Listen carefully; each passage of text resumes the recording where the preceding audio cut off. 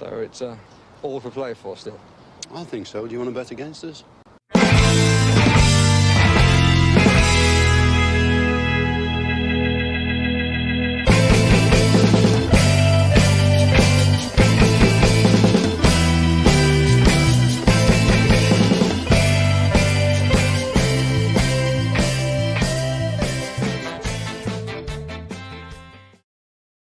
Hola, everybody, and welcome to For the Love of Paul McGrath podcast. The reason I started off in Spanish is this room is roasting again tonight, whatever the hell is up with it.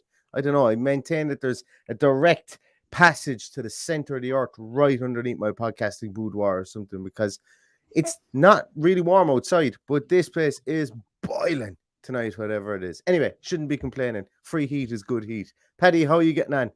I'm good. I reckon you're just hot under the collar with all this Villa news that's happening today. I don't know. Well, those jerseys anyway. That's all I'll say. If I was Emmy Martinez, I'd be handing in a transfer request. There's no way I could wear those next year if they are true. Not a hope. Oh, man. Well, let's not get too far ahead of ourselves with those. How many times have you seen shirts on pallets down through the years, Paddy? Well, I don't know whether I've ever pallet, seen it's not real. Right. Well, look, somebody has gone to the trouble of making these up. You know, there's an awful lot of work goes into doing something like that. It's an actual shirt you got a picture of, so we'll see. Yeah. No, I've no reason to believe that they're not some sort of a concept or whatever. But I suppose underwhelmed. I suppose if it is, I'll still buy them like a dope that I am, because I do every year. But I'm supposed a bit underwhelmed. You know, there's so much you can do with claret and blue. Like there really is. And I know we hamstring ourselves by wanting claret sleeves, or claret body blue sleeves, and that's fine too. But you can still do loads with that too to spruce it up, or at least make it look somewhat sexy. But then again, you never know. Maybe when they're on somebody, they might look a small bit better. But I'm willing to give Castoria all the chances in the world, as I say, because they are. Look, I know that they've kind of rocketed through out of nowhere, and they're pretty big in the tennis world, if I'm not mistaken. So you give them all the chance in the world and see what they come up with. And these may or may not be the real McCoy. Am I correct in saying that they're part owned by Andy Murray? Would that be right? I think they are. Yeah. I meant to Google them before we came on, but sure. Why wait till we come on? No, I normally just Google on the fly anyway. My dog seems to agree with you there, Paddy. I don't know if anyone could hear there. He's look. The only thing I will say while you're Googling there, the only thing I will say is they look very safe. And let's face it, every time a new supplier comes in, they put in something safe. Apart from Luke, who made absolute bangers in his 1 year there. Yeah. So, but these ones, they look safe. The colours are bland. The third strip is just another abomination of something else that we've seen a million times before. And sure, look, don't you know, we'll still bloody buy them. And we still wear them. And we still buy loads of them with Coutinho on the back of them. So what can you do? What a segue, Paddy. You're getting more and more professional by the podcast. You're getting more and more professional by the podcast because, Paddy, we've been always pretty confident of Coutinho signing for Aston Villa. And it seems to be getting more and more of an actuality tonight.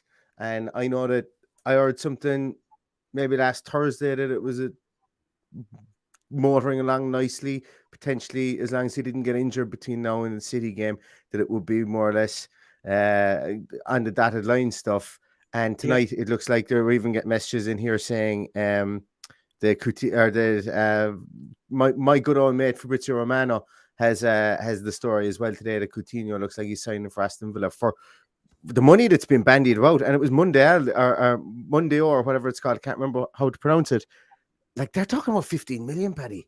That's robbery stuff. Like, my theory on what's happening here is he hasn't exactly set the world up. No, don't get me wrong. He's had some amazing games. He has some amazing moments. Yeah. He hasn't been consistent, but I reckon Barcelona have kind of had a bit of a panic here. And that's why this is coming out, to try and push things along a little bit. And maybe they have dropped their price in order to get this over the line. Because if he hasn't set the world on fire here, who exactly is going to come in and buy him? Well, there was, and I saw somebody was tweeting there a moment ago, or was messaging there. I can't remember where it was saying the Arsenal rumors. I never really fully believed the Arsenal rumors. No, it could have been true. Like, don't get me wrong. Like, why wouldn't Arsenal be in for him? I think it'd be perfect. There it is. Yeah, I can't remember. Why wouldn't they be in for him? But I just think that, when you're in the incumbency like Aston Villa at the moment, and when you have the ties to Steven Gerrard like Aston Villa do at the moment, it would take something pretty Brinkstruck and borderline tapping up illegal. Because to be honest with you, to get from what we've all been led to believe is that like Villa had first denial on him, essentially, right of first refusal on him, and it was for 33 million. Yeah, but well, that could have been wrong as well from the start. We just don't know. But we do have first dibs. So if Coutinho wants to stay and we match their asking price, he's ours. That's the way I read the situation.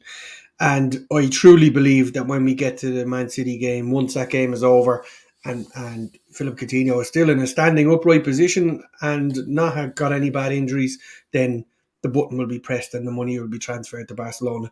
But I think these rumours are coming out today led by Barcelona because they are afraid of their lives that they're going to have him on the wage bill next season. Yeah. And I think this is a kind of a... Yeah, and a lot of people are saying there, supermarkets saying lower fees to counteract his high wages. And you know what? That's an amazingly positive thing. That just goes to show Aston Villa, like, if it's all true and, ifs and buts are candy and nuts, like, if it's all true, that goes to show some serious bargaining power and some serious hardball negotiation from Aston Villa. Because, like, if we're to believe what's coming out now about the price, and we're also to believe the 33 million that was agreed, I literally, like, when you go on eBay and you can bid and there's a buy now button and you can take all the messing out of bidding and just click buy now button. The 33 million obviously now looks like it was a buy now and take your chances. But now as we've gone through the year with him, it could be significantly lower. And as I always say, guys, and I've put it up on Twitter and I've said it a couple of times before, it's not to denigrate Alex Iwobi, but Alex Iwobi was sold for £28 million. £28 million. And now we potentially could be buying Philippe Coutinho for as low as £12.8 million, which translates to 15 million euros. Like, can anyone get their head around that? Can anybody get their head around that and transfer fees in general? Yes, Paul, I agree. Boubacar Kamara would be just great as well. But the reason I put this up here was to let you link into the Check the Curry one, who you've been banging the drum about for years, I think, at this stage. And lo and behold, he's been linked today. Maybe somebody's just been listening to you, Neil. Look, wouldn't be the first time. But yeah, Check the Curry. I didn't see he was linked. I saw he was linked to the move to the Premier League, but it seems like Lance have named our price at 20 million euros. And look, Paddy said he'd go guarantor on me taking out a loan for the 20 million myself, because I think it's only right. I should buy him and decide what club he goes to, because I've probably done more for rising his stock with all my talking shite about him. But no, he's a very, very good player. He could just as easily come to the Premier League and flop, but it looks like Premier League is going to be his destination. And for me, I think Aston Villa really should be in there for him. Can play 8, can play 6 seamlessly. Same with Boubacar Kamara, can play 6, can play centre half seamlessly. Gives us a lot of options, a lot of flexibility there in the middle midfield. Two younger players that are 20 and 21 will really set us up for a good while. And like, let's be honest to ourselves as well, probably set us up for 2 or 3 years until one of the big teams come in and try and swipe them. But that's probably what Villa need to do if they are going to spend big money on wages. Find somebody that's a free transfer like Boubacar Kamara and go away and just give him the bag and let his value rise through the roof then. Because if you sign him to a 5-year contract on 100 million or 100 grand a week, he may not see out that 5-year contract. But like, you're definitely going to get 20-30 million for him if you sell him, within a year or 2 years, so free transfers. A lot of the bigger teams are doing it with older players at the moment. See Paris Saint-Germain signing like Sergio Ramos and all those. I think Aston Villa could really capitalize in that market, in the younger market, because I think as transfer fees go up and as transfer fees keep on going up, and as some clubs kind of struggle to struggle to stay afloat, really, I suppose. Some players are going to say, right, I don't really care for the club I'm with at the moment. I'm running down my contract and I'm going on a free transfer, so I can choose who I go to, so I don't get sold to a pup. And I think we might see more and more free transfers as the next few years go on, whether it be from middle-aged players, older players, or younger players. So that's one for conversation for another day. But anyway, that's beside the point. It's been a busy couple of hours. Today. Those league shirts, though, they left me underwhelmed. Underwhelmed. I think. Yeah. I think underwhelmed. You know. Yeah. I'd like to get we must get Mark back on and get his views on those. That would be nice. He was a great chat last time the Villa released their kit, so I give him a shout, see what he come on and see what he thinks of those, because it would be interesting. You're right, Paddy. Andy Murray is a shareholder in the Castore group as well. The Behan, Beahon. Two brothers founded it in 2015, so they're only on the go 6 years. They'll be on the go 7 years, the 6th of July. Maybe if you were thinking about when are they going to announce what the actual shirt is going to be, maybe it coincides with their 7th birthday. I don't know whether Aston Villa would accommodate that, but we're all here for the speculation, because literally we've done nothing but talk about speculation for the first 11 minutes and 30 seconds now on the podcast. So let's get out of speculation land, and let's talk about actuality. And I suppose really we're here to talk about Liverpool. Once again, another segue from Philippe Coutinho into talk about Liverpool. I know Liverpool didn't really click into full gear, or they weren't allowed to click into full gear against Spurs. I didn't see it myself, the Spurs game. All I saw was how disappointed Klopp was after the game, and some of his comments after the game about how Conte set up the team.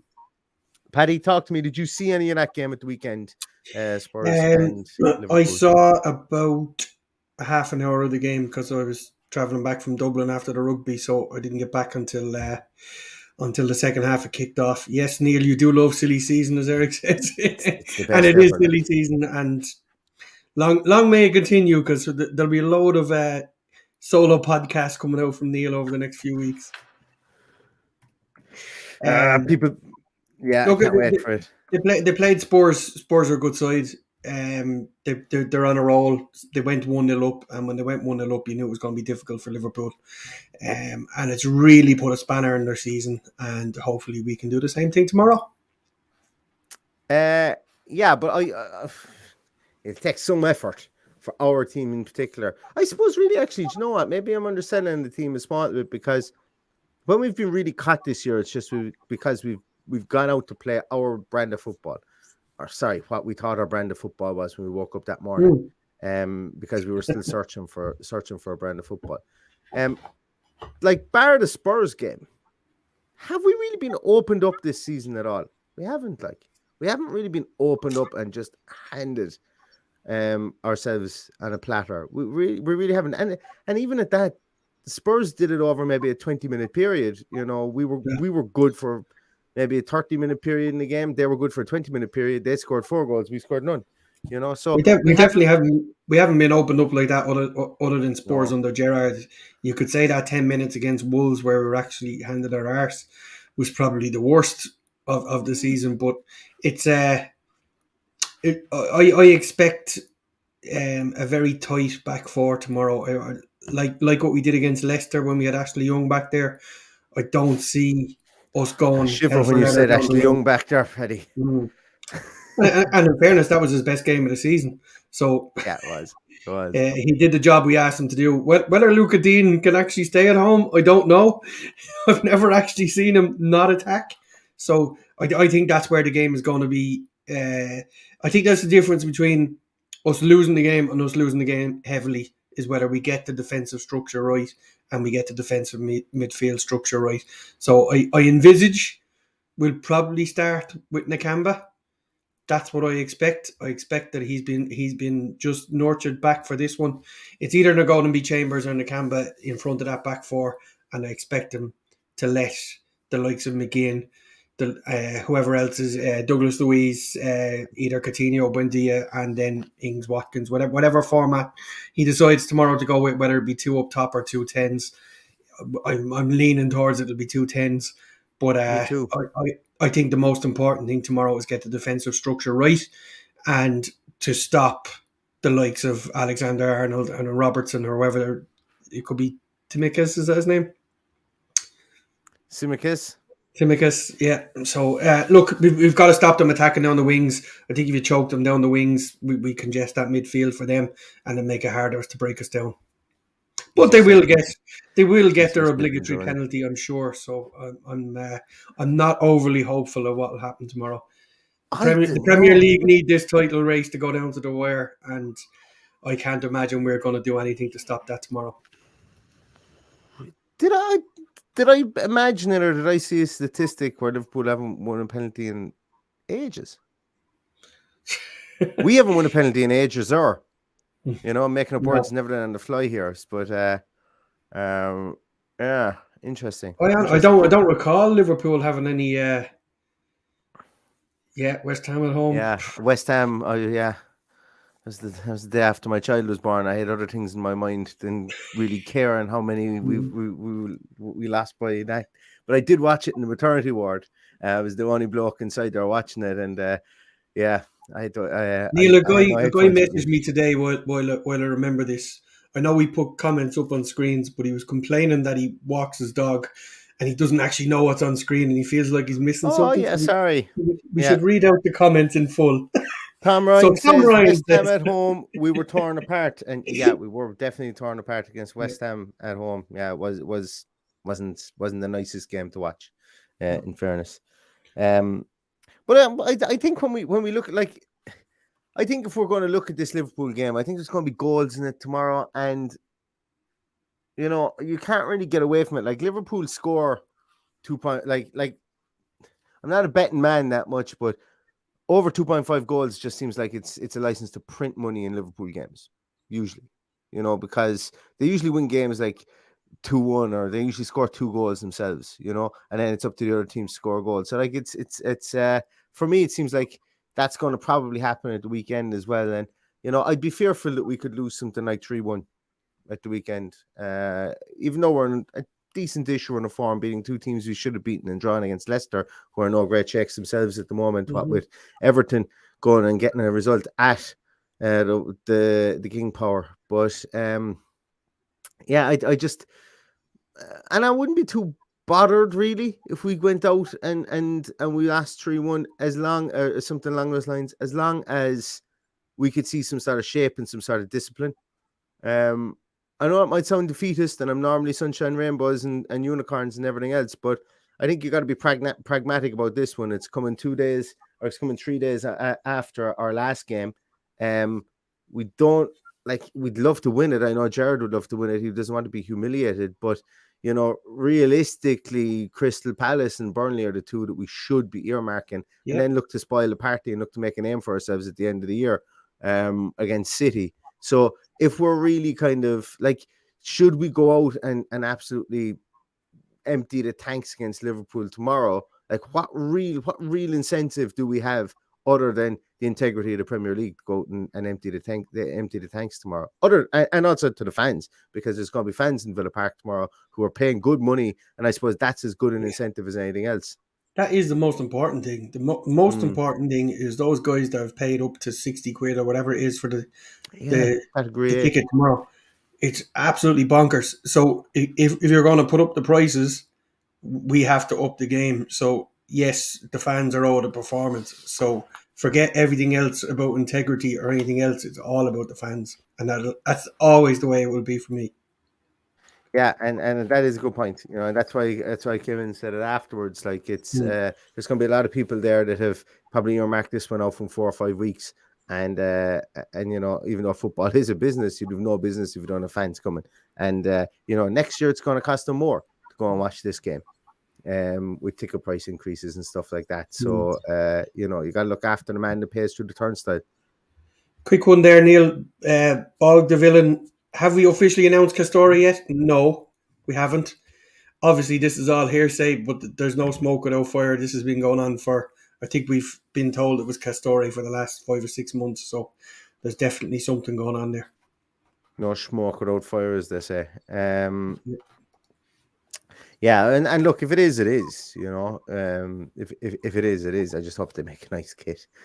Man, do you know what? Maybe one for the portly gentlemen as well, so that it, like there's nothing. You might be a 5XL, but having to go and like having to order a 6 or 7XL just because they like to make him too tight a fit.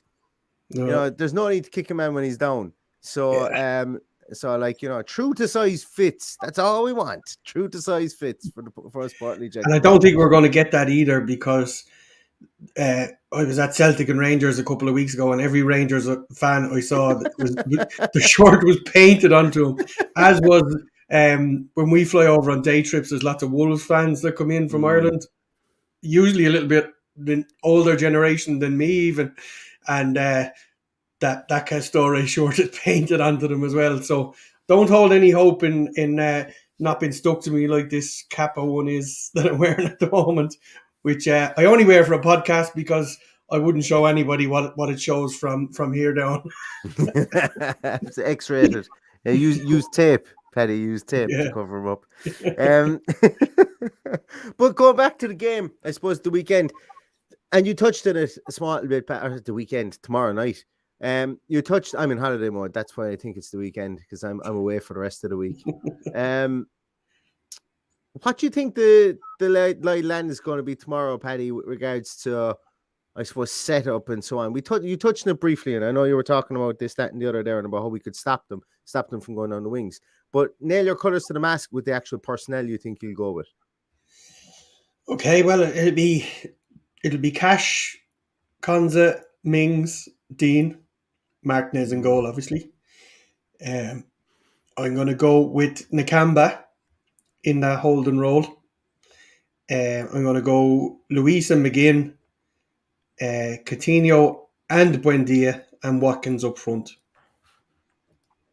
That's not what I would go with. I think that's what he will go with. The changes I would make would be that I would leave Chambers in there, and because, as you say, we've nothing to play for here. If he wants Nakamba back in, leave it till next week. I'd leave Chambers in there, and I'd play 2 up top with Coutinho in behind. The work rate that you get from Danny Ings would equal playing 2 10s for me, and how far that he drops to pick up the ball would equal playing 2 10s for me. So for that reason, I would go with the 2 up top. So I've just confused you. No, you haven't. No, you haven't, because Dean is on something here. He is, yeah, absolutely. Dean is on something here against Norwich for quite a lot of the first half. And we'll just read out what Dean said, Neil. Dean said play 4-2-3-1, and for a lot of the first half against Norwich, we set up with a very rigid 4-2-3-1 with young Tim and McGinn back there in that position. Jacob Ramsey was central, with Coutinho on one side of him and Leon Bailey the other side. Now, I know that was probably to get the best out of Bailey, but you can't, like Coutinho made a living for Liverpool coming in off the left wing. Buendia made a living from Norwich coming in off the right wing. We've been screaming for McGinn in the 10 position, so who's to say that Nakamba and Chambers couldn't mullock their way to stardom back there, the two of them, in two defensive midfielder roles. I think it would be harsh on Douglas Luiz to drop him. I think he had a fine game the last day. But I think that, once again, I've said it, I genuinely believe the last 3 or 4 games that we've played, Gerrard has had a bit of experimentation and a bit of tinkering in him, with regards to what way he set up the team and taking people out of the team and changed things up mid-game. And I think that he's done that deliberately to see what we have. Is it a wise situation doing it against the Liverpool team that could really rack up a big score on you and maybe deaden the last 3 weeks that we've had? I don't know, but anything is possible, anything is possible. But I probably don't see it as Nakamba's return, just like Karma Baby says here. Karma Baby says, I can't see this game being Nakamba's return. He won't be up to the pace of this one. And the only reason I think it might be is that Nakamba would probably Nakamba's best game before he got injured was against Liverpool, and he played really well there. Before he did get injured, and then he went off. I think that was the game he got injured in, if I'm not mistaken. And he went off at 57 minutes and he was playing really, really well. And he'd been in the team and he'd been playing brilliantly the weeks previously. So maybe he does play in a Canberra, maybe he doesn't. But I think the 4-2-3-1 might even be on the table if you had a Douglas Luiz and a Callum Chambers access back there, because Douglas Luiz's passing is still really good from that pivot position. So it'd be interesting. Once again, I think that's one thing that Steven Gerrard has brought is, even though the team is named, you really do need to see the first 5-10 minutes to know how we've actually set up. That's a plus, no minus. But when you genuinely, when a team is like that, when he's got nothing to lose coming in midway through the season, he can experiment with stuff like that and try and nail down what he has. Yeah. And the reason I've highlighted this comment, Bulge again says, a rewatch Burnley, and I thought Chambers was pretty ropey in the first half. Me being Callum Chambers' number one fan, I totally agree with you. I thought it took him a while to get into it, but bear in mind he hasn't played there in many, many years. So we have to give him the benefit of the doubt and let him go with it if that's what he feels is the best way to go. And I do, the more I think about it, I think Dean might be onto something. The fact we played 2 CDMs there, I think that could be what we use to shore up that defence. Callum Chambers was like an octopus at times in there. He was the handsiest player I've ever seen. That far, like, genuinely, every time someone ran at him, it was like, you know the way you see players putting their hands all over people at corners? Like, he was doing that 30 yards out from goal. He was as handsy. I don't know whether he was told to do that or whether he was terrified of pace. There weren't too many pacey people running at him there. But Ashley Barnes was dropping deep, and maybe you just need to get a hand in him to stop him from bulldozing past you or whatever. But it would be interesting to see how he would deal with, whoever Liverpool put out there, because I think this could be a game whereby Liverpool could, like, they started Alex Oxlade-Chamberlain in the 10 in the 9 position against us as a false 9 last day. So Alex Oxlade-Chamberlain, I don't know if he's still injured or whatever, but they could spring a surprise like that. I think probably they give Mane or Salah the night off, and maybe they start Diego Jota. Like, they're just blessed with riches up there. Maybe Firmino makes a return. He's been out for a couple of weeks. You know, I think they said today is it's too early for him, so we won't see him. Thank God. I'd be very surprised if we didn't see maybe Henderson and Thiago in midfield for them. They like to play like I go so far as to say Thiago has nearly played ever since he's joined Liverpool. He's probably nearly played every game against us. Because I think there was one game where he had like more passes in the first half or something ridiculous than the whole Villa team put together or something. He's a ridiculous talent, but I think if they're going to make any changes, I think it will be in and around there, and I'd say that they'll probably drop one of their front three and make a little change there too. Be interesting. But as Rob says here, Rob Henry says this is a must win for Liverpool. Expected tough lesson, and you have to be kind of pragmatic with that. That's why I'm not here with my sunshine and rainbows and sparkly unicorns and that everything will be all right, because like they're a scorned cat at the moment, and they need to win. They need to win. That draw has put them on the back foot, big style, and they need to win and hope that Man City get a result. Cloudy with a chance of UFO says, I think Gerrard is going to do his best to let Liverpool win this one, keep the Scousers in the title race and all that. I have to completely disagree with you. I think it goes out the window when it comes down to earning your few quid. This is the biggest game, the biggest game of the week in many ways. All the eyes of the world are on this game tomorrow night. Steven Gerrard does not want to go out and lose this game tomorrow night. He wants to show that he is totally invested in Aston Villa, and so he said in his press conference today. So I think I would be very upset if we went out and lay down for these guys tomorrow. I agree. I don't think we'll go out and lay down for them, but I think that they're going to play their game, and it's going to be up to us to stop them. And any sane person would have to believe that they're going to score at least one goal. And I just don't know if we can score enough goals to win this game. We might go out, we might win 7-2. Who knows? Like, how many times are we going to play Liverpool between, like, we haven't beaten them since. They've beaten us last 3 times on the trot. Yeah. You know, so the 7-2 it's great to talk about every so often and bring it up because it's such an anomalous result. But it's not going to happen again. You know, it's not going to happen. It's not going to happen tomorrow night. I think I'd go so far as to betting my bottom dollar on that it's not going to happen tomorrow night. But we could spring a surprise. We could draw. I think, but you know, Liverpool, I think, are going to score goals, and we're going to need to match them. And we're going to need to, like, once again, Paddy, we're in the territory where I'm nearly going to say, next time Villa score from a set piece, I'm going to sing live in the podcast again because I can't remember when we last scored from a set piece. I'm sure we probably have recently, but I can't remember the last time. What song is it this time, Neil? I don't know. We'll make it up as we go along. I'm nearly at that territory again. You said it now. You have to do it. If I'm not mistaken, it was the last game of the season as well. Last year, it was. I had to oil up the pipes again.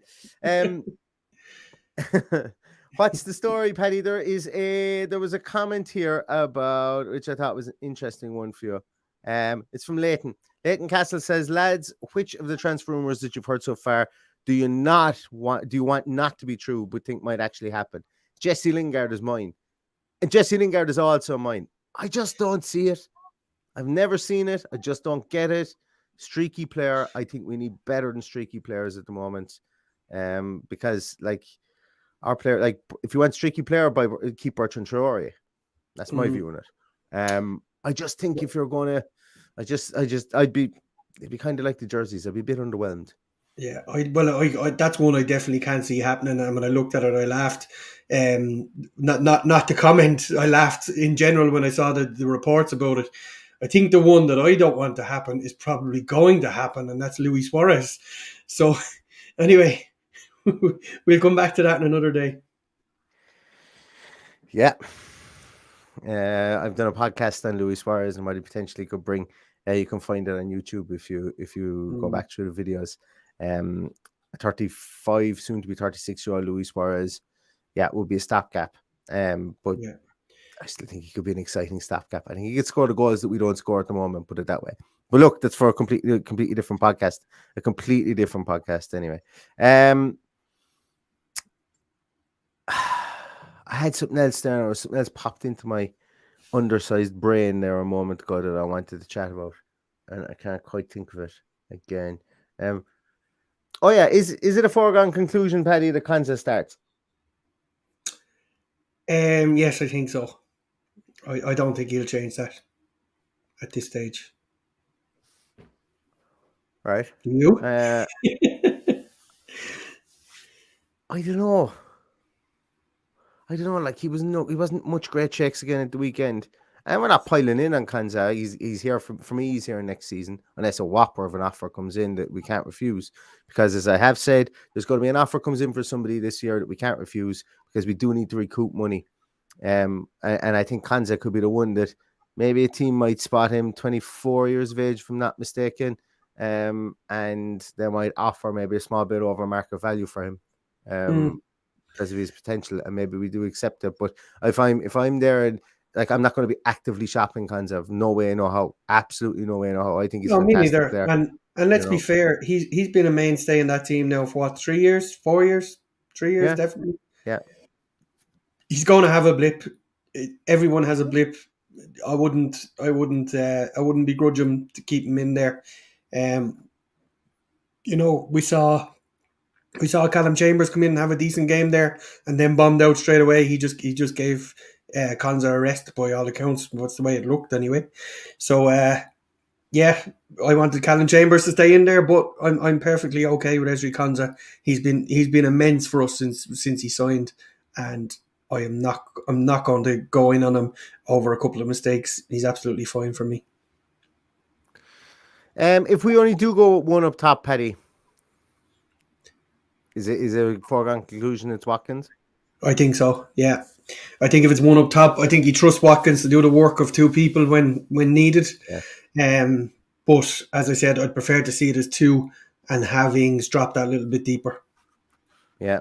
I think the same, because I think it'll just be a case of Ollie, go out there and run yourself. Make yourself 2 inches shorter, because you'll run your legs into nubs, and then we'll take you off, and then we'll bring on Danny Ings, and then tell Danny do exactly the same, because the high press will be a one-man high press. Even if we do have 2 10s, I think it'll be a one-man high press. And if we've any Irish listeners or any Irish watchers watching in, and you want to go and dig out, was it Ireland, Mexico in 1994? Tommy Coyne. Yeah, Jack Charlton very nearly got done by the International Charter of Human Rights against Tommy Coyne. The absolute flogging he put that man through in that heat was just cruel. Tommy Coyne, forever in our hearts as an absolute legend of the Irish game, because what he did that day, you wouldn't wish it in your worst. Yeah. They didn't have the fitness that the modern day striker has now to do it either. No, absolutely, he did not. Absolutely not. I had another thing there. Oh, geez, my mind has gone to mush. My mind is mushier than normal. Where else? Oh yeah. So Aaron said here. Aaron Army says he thinks that House will go. There was an Athletic article, I think, recently, or Greg Evans might have said it, that Kortney Hause was lined up for him to go to Watford in January. Interesting, because he only signed a new contract in like the start of December. Probably it was a case of sign new contract. We get you, just don't go for nothing, essentially, and get us a transfer fee, and then we let you go. But it never materialized in January, and I do think he will be off come this year. And in fairness, I think that was a loan deal, was it, to Watford, if memory serves me correct?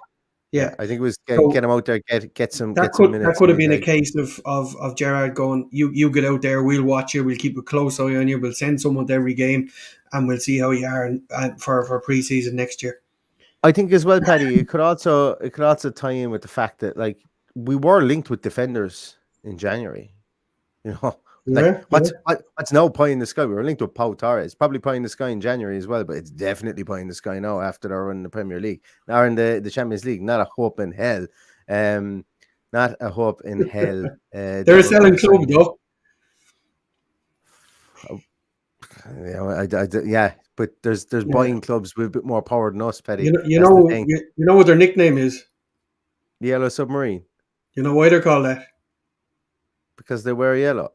Because they wear yellow, and then they come to the top, and then they sell the players, and they go back down, and then they build up again, and that's where the nickname comes from. So I'd have absolutely no qualms about linking us with someone from Villarreal, because they're definitely a selling club. Yeah, and I suppose you can really see it with the team that they have at the moment. As I say, it's like Premier League 2010, 2012 retirement home. Etienne Capoue, Francis Coquelin, but see, this is the thing, and this is the beauty of it. So I'm going to go off on a tiny, small bit of a rant here, that we're coming up to silly season. Silly season I absolutely love. And what happens is people get their claws in, they begin to love players. Yes, I love Czech Courier. I'm going to say I'm a massive hypocrite here.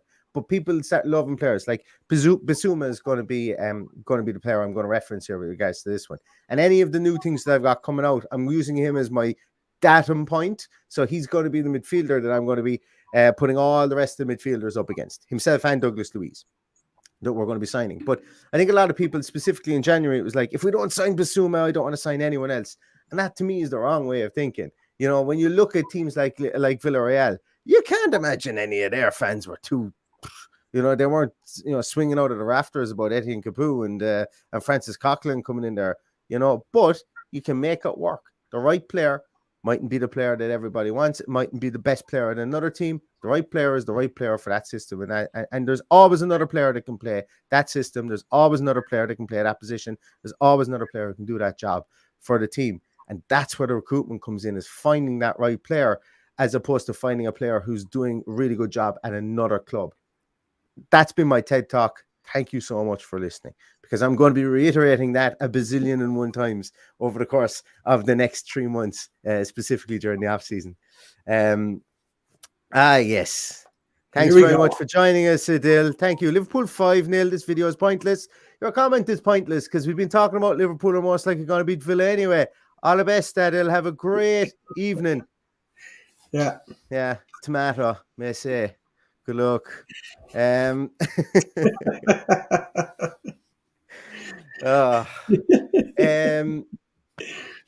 I think that's really going to do it. Let's finish on a high note. Let's finish on a bit of aggression, a bit of passive aggression, especially when the Limerick came out with me there. Let's finish on a bit of passive aggression there with my man. No, all opposing fans more than welcome. We will bar back at times, but we love you all, and thanks so much for watching and for listening. And thanks so much to everybody else for watching and for listening. We really appreciate everything you do for the podcast. We really appreciate you listening and watching. We may not be here with a team sheet tantrum tomorrow. I will be all over the socials to let you guys know whether we will or whether we won't be. Reason being is I'm traveling tomorrow. I hope to be where I'm supposed to be tomorrow for my séjour away, and I hope to be able to set up. It's really just about being able to try and find some place that I can pop down the laptop and to do a podcast tomorrow. Space might be at a premium. I do hope to be with you for the team sheet tantrum in association with the Villa View and with Boohoo Man. Both on our channel and with the Villa View. But either way, I will find somewhere to do a post-match reaction pod with Paddy after the game tomorrow, win, lose or draw. And as I say, I let you guys know regards to the team sheet tantrum. Who knows? I might have to open a can on a Tuesday night. Oh, that would be great. That would be great. I'll probably be watching it in a pub, so I've just promised to do a post-match one, so I'm kind of half nearly hoping we don't win now, because I've learned my lesson from doing drunk rants on the internet recently. So anyway, we're digressing 41 minutes into it on a Monday night. And it's just coming up to bedtime. But thanks so much, everybody, for watching and for listening. As I say, if you could just give it a thumbs up here on the video, really, really appreciate it. Also, please check out our audio podcast as well. Even if you download it and listen to the first 5 minutes of it, it really helps us out. It really digs us out, and it really gives us it really helps the podcast and costs you nothing to do so. So thanks so much, everybody. We will be back at some stage. Keep an eye out on the socials tomorrow, and we'll let you know whether we're doing a team sheet tantrum. If not, we will try and get something together for a post-match reaction pod. But really appreciate everything. Probably mightn't be swinging after afters with a win tomorrow, but you never know. The reason it's played on it's not played on paper and it's played on grass is because anything can happen, and that is the magic of the Premier League. So with that, we're going to leave you go, and all that's left to say is up the Villa. Up the Villa.